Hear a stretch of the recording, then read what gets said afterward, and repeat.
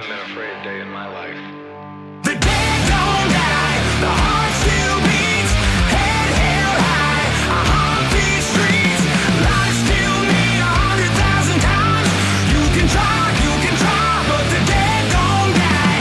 Knock me down, 6 feet deep, one more round, no reprieve. Lies kill me 100,000 times. You can try, but the dead don't die. In the mirror, no reflection. Another day, just another resurrection. Where's the glory? Just another story. I won't be the ending that was written for me. And I'm never running, so try it again. Starting me over right where it began. It's pretty boring, isn't it? This existence. Might as well not take fear on. Hello and welcome to the Nonsense Chronicles. It's Doug Sashry, and always I am joined by Rob Mendiola. Rob. A pleasant Tuesday to you, man. Yeah, man, we're doing back-to-back today. That's right. I did one yesterday, and now one today. Yeah, we gotta put Good some. stuff. We gotta put some in the bank, man. Yeah, because you're going to be making the Great Escape here soon. Yep. So the time to do it is now. So, It's good. but today we are joined by somebody who is actually from my little town of 20,000 people, my hometown where I'm from originally. Is what? Which? He's from Opelousas, Louisiana, Cool. and but he lives up in Nashville now. His name is Blair Daly. Blair, welcome to the show, man. Hey guys, how's it going? Thank you for having me. We're glad to have you here, man. Absolutely. Yeah, it's I think the last time I had seen Blair, he was like, I told somebody, I think he was a punk ass kid, maybe about 13 years old, probably, or Well, something. you called me that earlier. Yeah, well, y'all, it's close to the same age, actually, and That's all right. and I was big shot 19-year-old, punk kid, shut up, but no, I So y'all go that far back, huh? well, he is a lot closer friends. Like I have younger friends that he's closer in age to, Okay. So, and I knew what he was doing. Like we grew up with some people in our town that play music here and there, and I knew what he was doing, but it wasn't until, I don't know, 2 or 3 years ago, I was like, Jesus Christ, man, he's doing good. Look at this guy from Opelousas kicking tail, man. And hey, he is like, he's mentioned before, he's very on the down low. You don't see him, a lot of people in that role, the producer or songwriters, you don't see them. They slurk it. Like if I go in, I went in and some friends in Dallas recently, and they had a guy that came in from Vegas, and he was there strumming on a guitar, and they're very much behind the scenes. But Blair, Yeah, you sent me his playlist from Apple, and I was just shocked on how many items were there. It's just like, that's a pretty impressive catalog. Yeah, in fact, I sent Thank it you. to I sent it to Blair accidentally, and before sending it to you, I was like, God dang it! And a really good mix of everything, too, Yeah, he's Oh, got thanks, man. country and rock, man. Yeah, I was impressed. I was like, wow, this is cool. So Blair, tell us a little bit first, and we talked about it, but your journey out of Opelousas to get to Nashville. Tell us a little bit about that, man. Yeah, man. Well, like you were saying, we grew up in a small town where if you were in music, you definitely knew each other.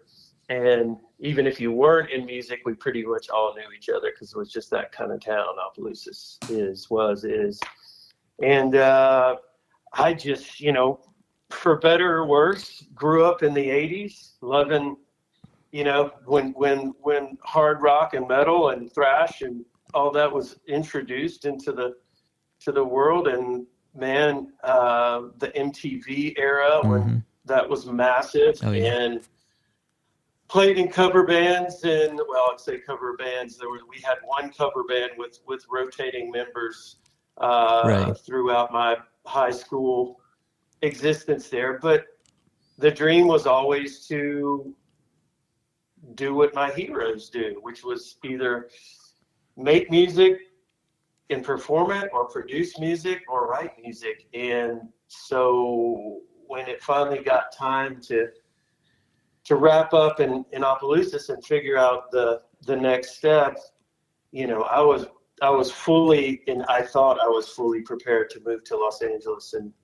you know, and hit the Sunset Strip running, you know, Yeah. 17 years old from Opelousas, Louisiana. And my parents were quick to say, no, that's not going to happen. But, you know, we're not going to shoot down the music thing. You know, what are our other options? So we kind of looked around and entertained different places for a second and landed upon a school right outside of Nashville called Middle Tennessee State University that they brought that up and said, well, what about this college? What about Nashville? And I was like, country music? You serious? Nashville? This was in 89, 90. You know, Yeah. it's like, and country was It was all hair even bands.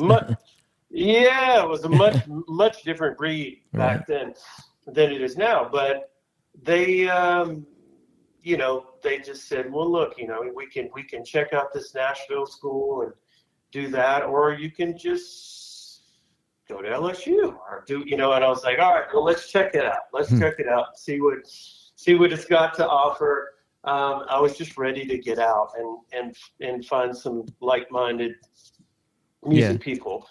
And so that's what I did. I moved away, and they luckily allowed me at that age to you know, to stay here up here in Nashville. And luckily, like, the college thing was more of a stepping stone. Needless to say, I did not finish, but it led me from one point to the next until I found my peeps, you know, and found my friends, and eventually made connections in music. But you know, turns out that there were, you know, just as many metalheads here as there were in Los Angeles. They just, you know, they just didn't know it yet.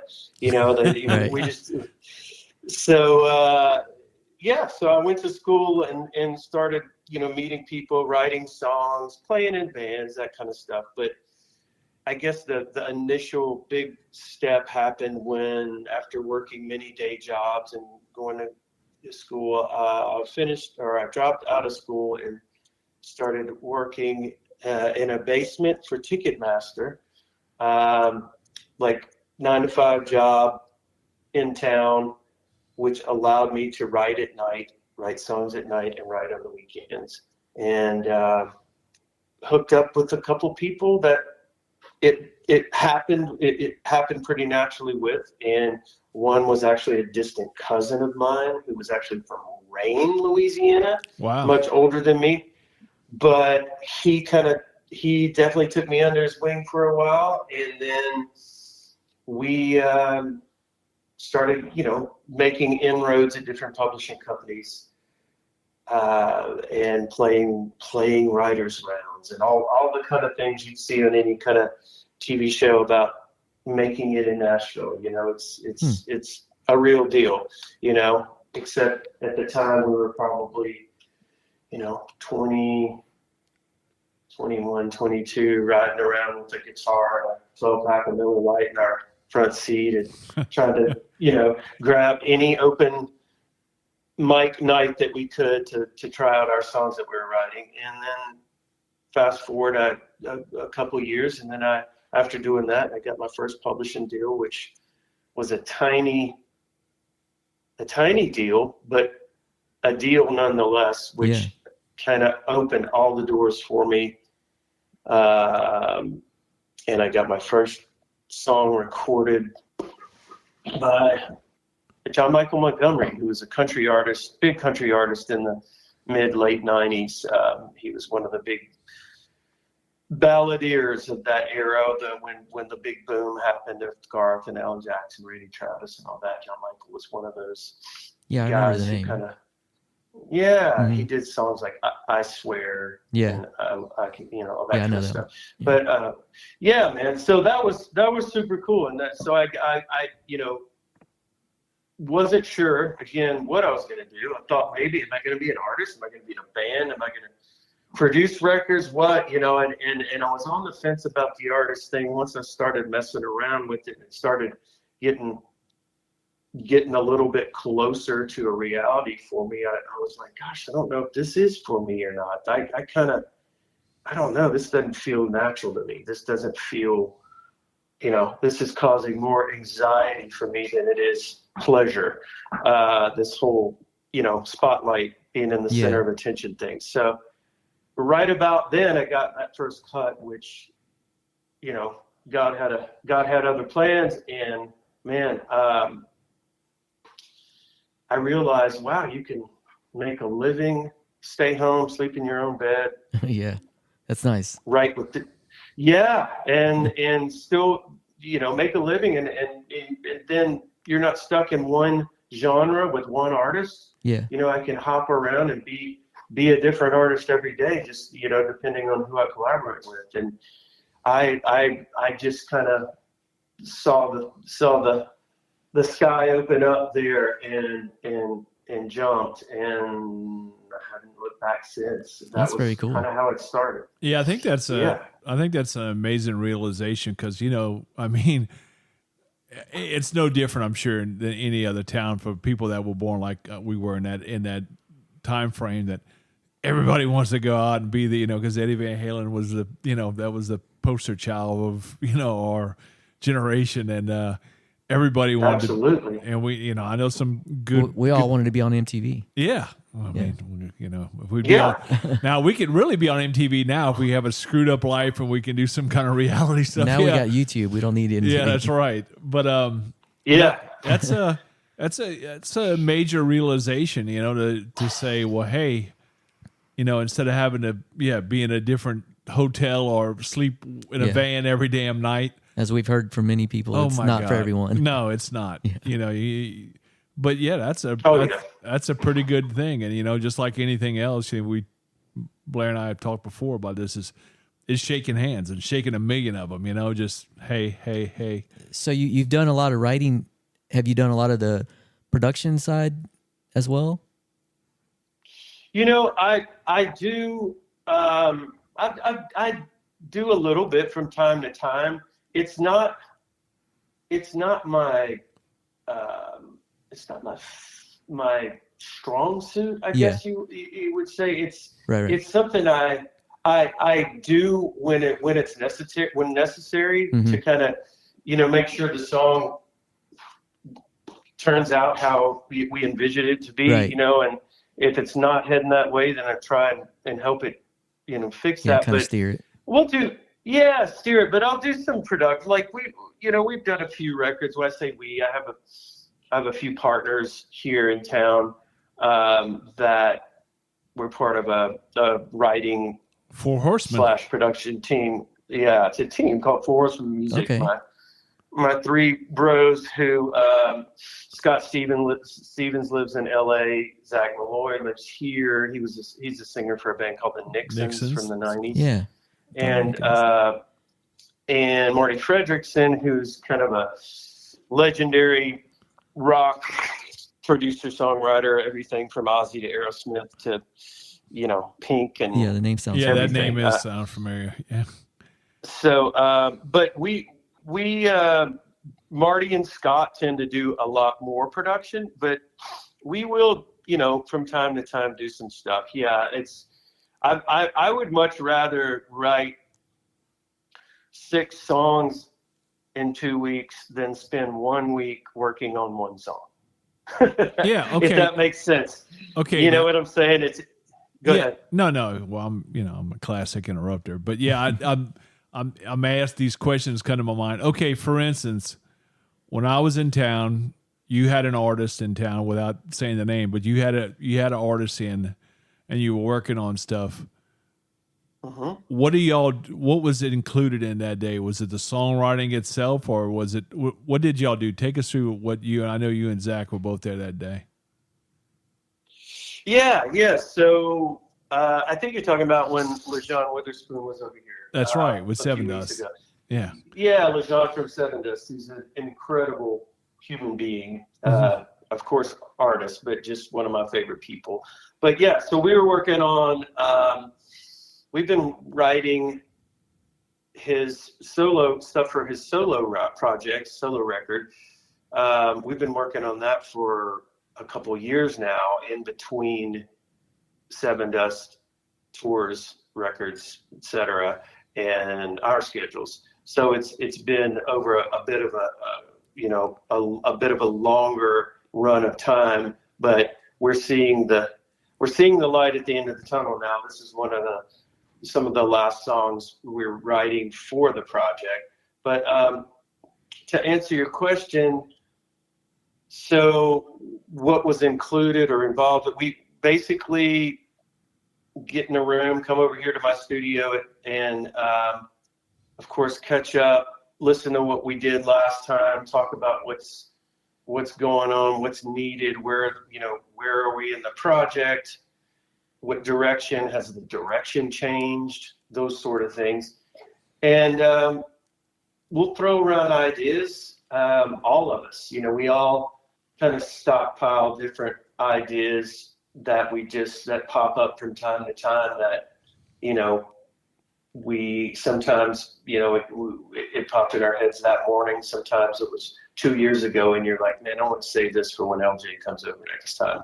So we've got ideas that we kind of save for the right moments with these artists. And so we threw some stuff around and quickly landed on, or LJ picked his favorite one from the 5 or 6 ideas we played, and we just dove in.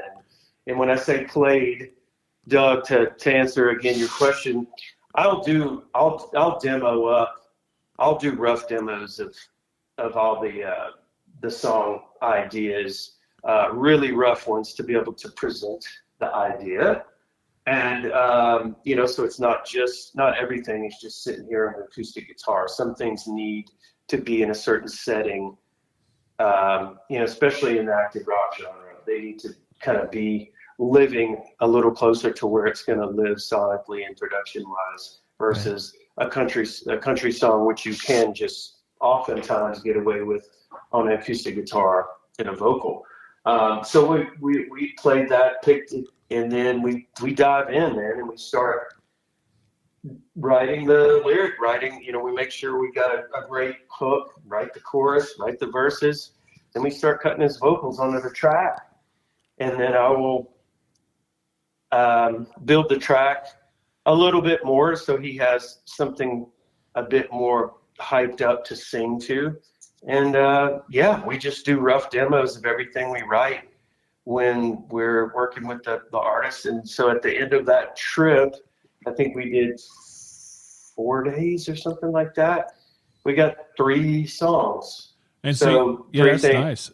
But do you take, I guess, so when you say a demo, you're putting it all together just roughly. The structure's all there, ready, kind of like a scratch track. Yeah, ready to go to production, where instruments and everything else can be thrown in. Is that right? Yeah. So I'm kind of playing everything. I'll be playing the guitars and programming the rest, the drums and that kind of stuff. And so all the ideas and riffs and chords and everything is down there. And sometimes, we will take what we do here and just beef it up, and that will turn into the actual production.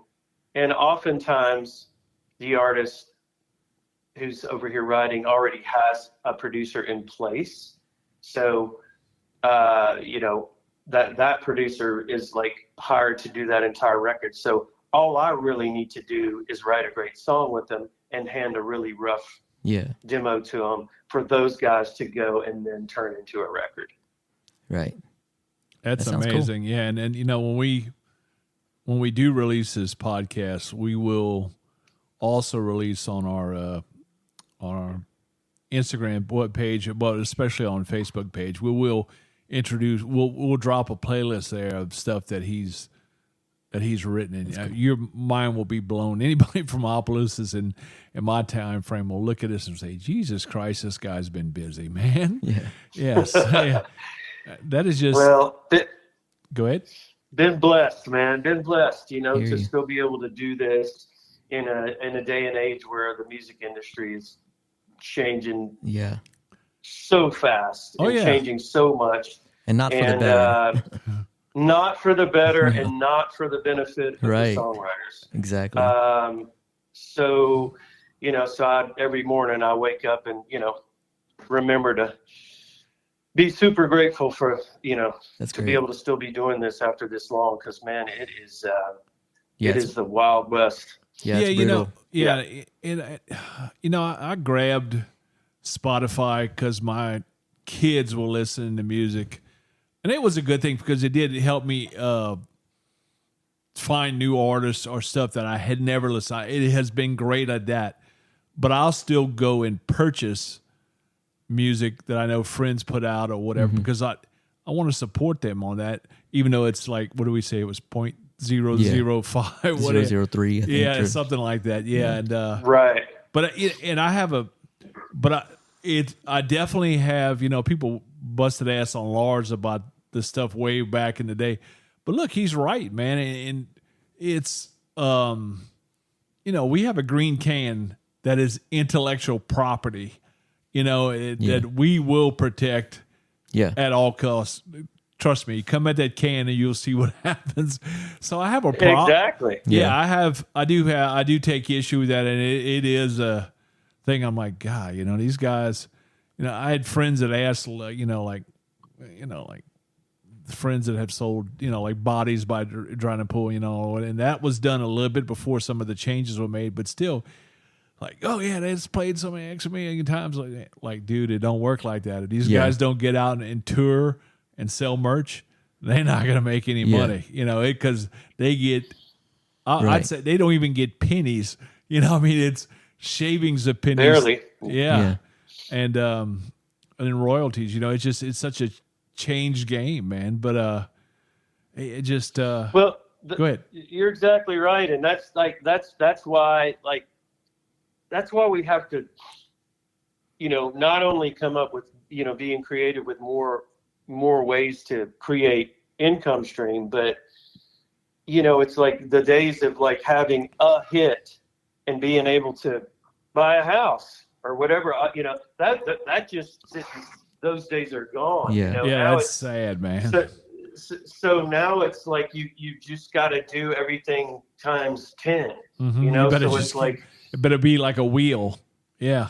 yeah. I mean, that's the thing. Is it like for royalties? You mentioned it's like you've got to have catalog that is, that has built up over time and grown, because one or two songs, and I'm not talking. I'm specifically talking about rock music right now, but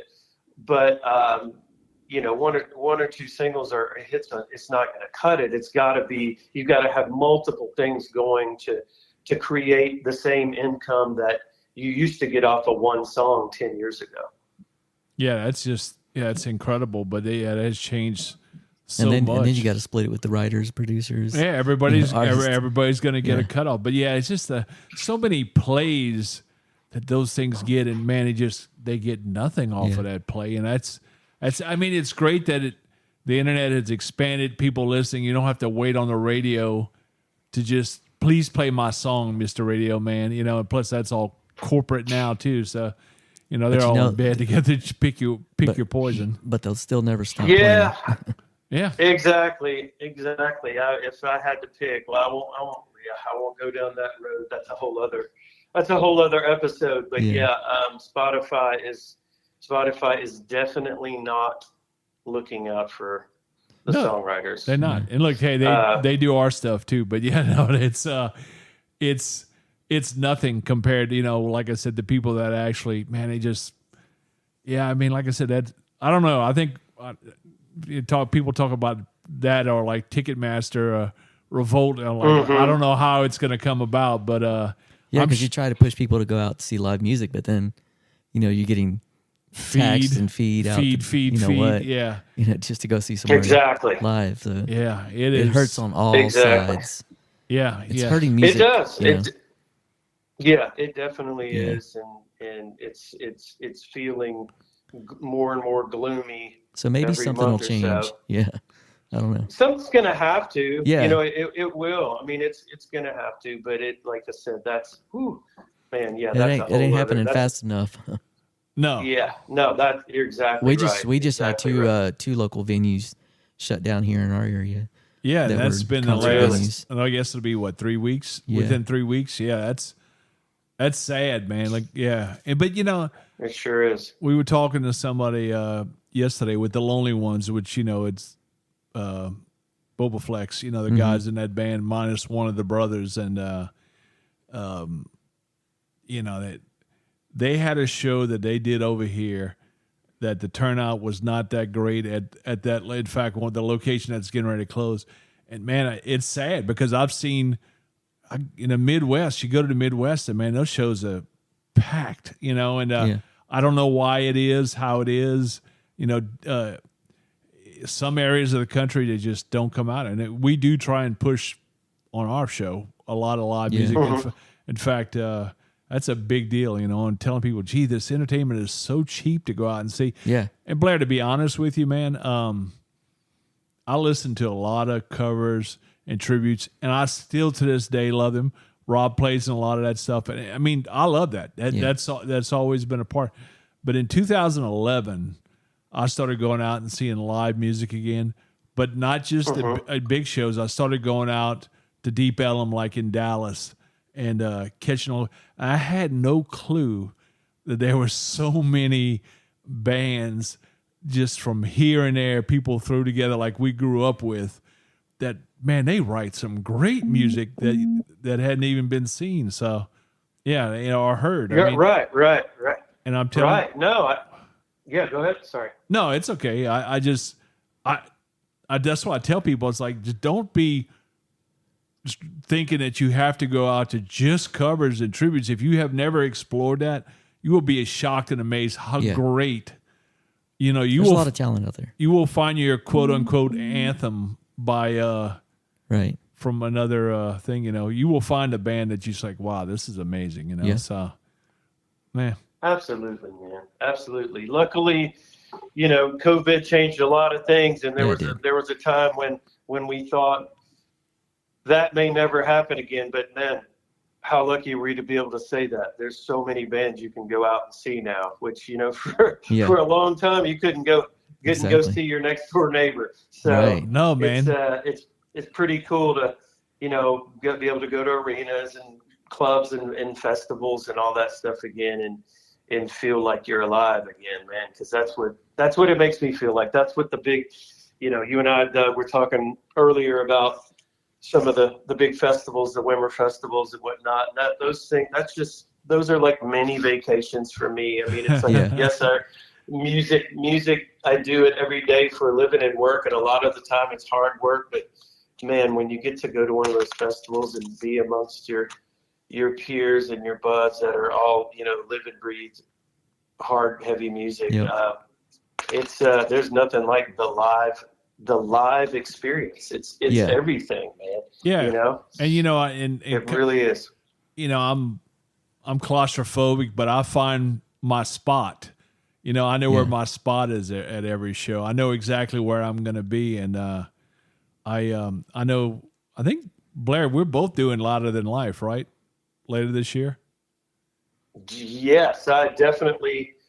Yes, I will be there. I don't know how many days. Usually, I pick a night, maybe two, but I'll be there, and it's really easy to find me at those, Doug. I'm usually at the merch tent. Yeah, in fact, the two places that I'll be. I will be there. You always stop there, yeah. I will be there, then I will also be back. I'll be in the back, and in fact, we'll hook up with some friends. In fact, there's definitely some people I want to introduce you to. That when I tell people that, like, oh wait, Blair Daly, like, yeah, dude, he's from the same itty bitty small town I'm from. you know, and Blair was, Y'all got your own oil field. yeah, Yeah. Look, Blair was raised by very good parents, man, and Yeah, that's he good. comes from a very good structure, you know, good. and they, Thank you. Well, likewise. yeah, I appreciate that, man. You know, my dad always talks very well about your parents, man. So, you know, and the people Same. the people back home at the plant, like, oh, Blair Daly, yeah, they all know That's that very name. cool.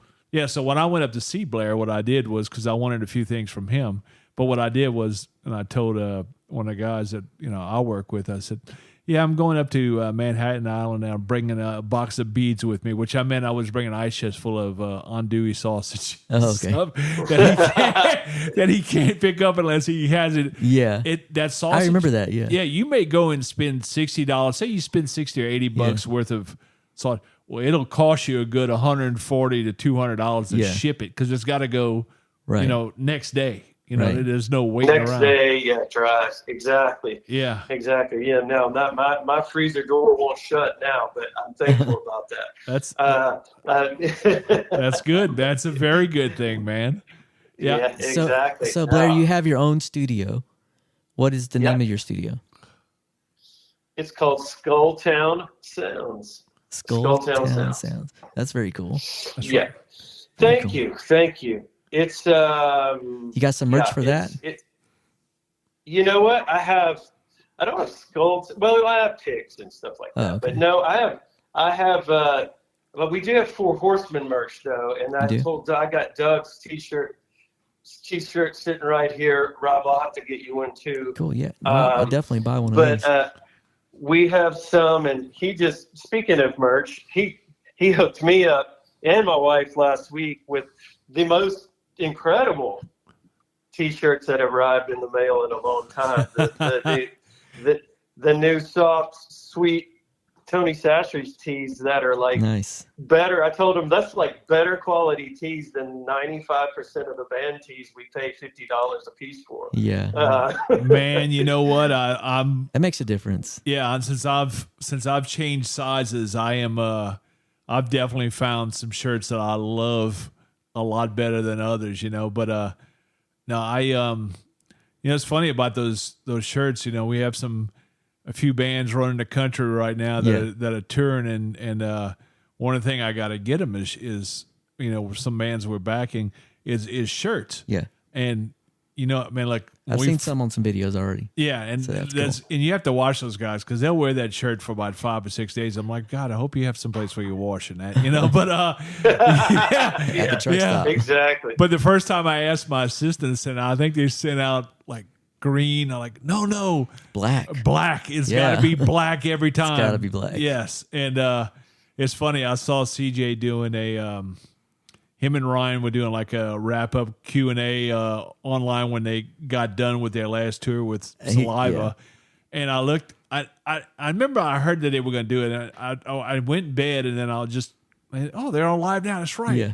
And it was like a Sunday night or something, and I went, and they had he had the green He's sporting the green one. the green shirt on. Yeah. I was like, look at this guy, Like, man. wow, yeah. And they had people on there. Dude, I'll tell you what. You went for I it. tell you what, the green one is pretty sweet, man. It is sweet, you know, though, because yeah. it's like it's the shade. It's the can. It's like, yeah, it is. I mean, it's you know, instantly recognizable, but it's also like it's not an obnoxious green t-shirt. It's like it's really cool. Yeah, I'm definitely going to be rocking the green one too. I agree. It is totally I'll recognizable, have to- like instantly. I'll have to make some notes on that, and as soon as inventory. This is the end of our fiscal year in April every year. So basically, what the people at the plant right now are doing is counting. Yeah. They're counting and counting and counting and counting. Yeah. And I can remember that job 30 years ago was a job. I can only imagine what it is now. I don't ask for anything to come out of that warehouse. In fact, I got something out Monday For me. for you, plus something Yeah. I needed for me. And thank God, because I had completely forgot that was gone. Unless you live there now, Mm-hmm. you forget to, even though you get 100 emails about it, don't ask for anything this week. Yeah. That definitely happens every time. Hey, I got one other question to ask you about back home. Let's see. You had to have played with Wells. Yes, sir. Yeah, Wells Cornett. Yeah, good buddy. Our buddy Wells Cornett, he has a band called L.A. Rocks that it used to be called Butt Rocks back in the day, and they are the Yeah, I've heard of that band. Yeah, they played it at Scout. Yeah. Multiple times, and Right. they do. They are the '80s band, and it was great to go out and see him again. Once everybody connected on Facebook, I got to go out and see him in Beaumont a couple times, and. Oh, nice. No, I saw him once at Beaumont and once in Kemah. Okay. Yeah, so it was good, to go see him out there. Yeah. In fact, I didn't think he had seen me yet, and all of a sudden I'm in the crowd, and I'm at the merch booth. He comes behind me because his guitar is, of course, wireless, and I'm like, you bastard, man, That's funny. And then, did you ever play with Peter Ocello? I did not. I played Wells, so Wells was like our like hometown band was called Livewire. That was like after the Crew song on the first record. That was kind of figured that. And and that's so some of the rotating members were Wells and Donnie Larcade, No, bass player. nuh-uh. Donnie from Opelousas. Donnie Larcade. He was, founding member. Played with him a lot. Chad Naveau from Opelousas was a great guitar player. And then, there was a handful of others kind of from time to time, but That's amazing. Wells and I played together many years. Well, it seemed like a lot more years, but yeah, we were, we were definitely having a lot of fun together in the 80s. Yeah, and I definitely thank you, Wells, for connecting us to start talking, man, because I definitely appreciate the friendship, man. Yeah, man. Yeah, absolutely. So we texted the other day, or after you and I had met up at the taco shop. Yes. And we got to Wells and I chatted for a second, but man, I haven't seen him in years. It's been way too long, which is sad, but yeah, I'm gonna try and track him down. I need to go through North Louisiana because you know how it is. I just don't go through that north stretch too much, but yeah, he's up in the Shreveport area now, so I need to. He's a helicopter pilot, man. Oh wow, that's cool. Yeah, so yep, For the offshore stuff. sure is. Yeah, I think he does. He did medical, right? medical. Oh, medical. wow, okay. Yeah. Even Yeah, cooler. Yep. That's cool. Yep. he's the guy to drop Very, on the yeah. highway and pick you up, man, if you need him. I was life flighted, so that's Yeah, yeah. There you Appreciate go. those guys. Oh wow. Yeah, Yeah. So you really appreciate that. Yeah, absolutely. Goodness. Blair, Man, wow. we have taken up too much of your damn time already today, Don't man. tend to them kids, man. Yeah, but you It's rough business. you gave us some great information, and a lot of thanks for people don't. sharing. Yeah, a lot of people don't know that stuff, and that is Four Horsemen Music. Which can people go online and buy merch and stuff like that? It's not for sale Yeah. just yet. We're not really selling it. It's more like kind of for people we work with and that kind of stuff. But maybe eventually we'll have that stuff. But yeah, at Four Horsemen Music on Instagram is our writing production team. Yeah, And we also have a playlist. I think it's still up and active. That the link there, and then mine, the playlist you sent me earlier. That's is yep. official. mine is on. Yeah, it's the songbook on Apple Music, just under Cool. my name, and it has Yeah, Doug like sent me a that. select. Yeah, That's so very that's cool. got a little bit of a variety of some country, some pop, rock, some metal, some alternative. Yeah, I It's got a little recognize bit of everything. quite a bit of it. Yeah, there's. I mean, Cool. there are definitely names on there. It's Yeah, I listen to pretty peppered much all over the everything place, as well. Yeah. Yeah. Yeah, Oh, cool. Very cool. We will share that list the day we share the podcast. But Blair, thanks so much, my friend. Dudes, I appreciate it. It's great talking to y'all, and thank you. I appreciate it, and Thanks, man. and we shall to be continued sometime. Yeah. Yes, sir. Looking forward And to I want to tell everybody thank you for joining us on the Nonsense Chronicles today. And please like and subscribe. There you go.